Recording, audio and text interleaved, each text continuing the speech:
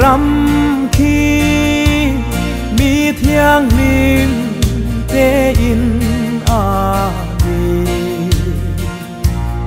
anh đi he na trên về tu rin khô bel thil te chu bay la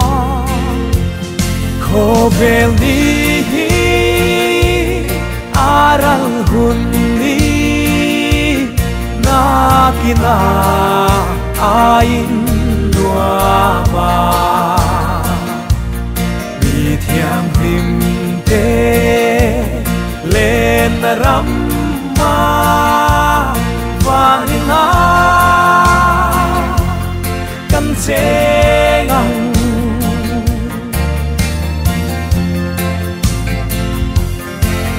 tua nín lúa râu bụi ta ca lên tới sông chung khát ăn ni chu in lúa mà trên về tu rin chỉ tin năm tin ăn số mà khô bel đi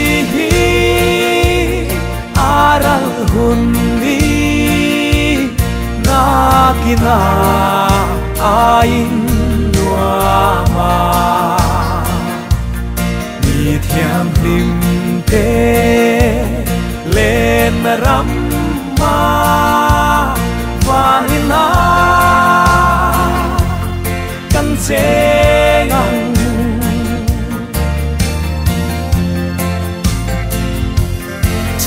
đam tu thi na mun râu bụi mà ngày na hi ăn siêu về in buat say hun a kim chung in a mà ngày na chu ring la khô bel đi aral hun đi na kina ain lua ma mi thiang lim te lên ram ma và na căn sẽ ngang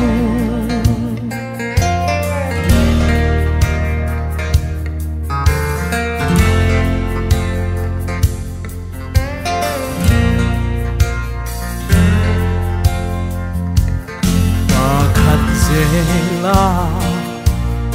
an kalbo vin an kiam phi chung có tin re lung du rong rong cha tuan hun na kim lệ ni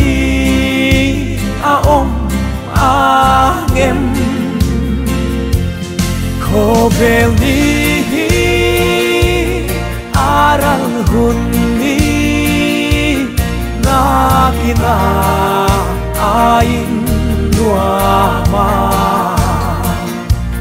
mi thiang lim te lên ram ma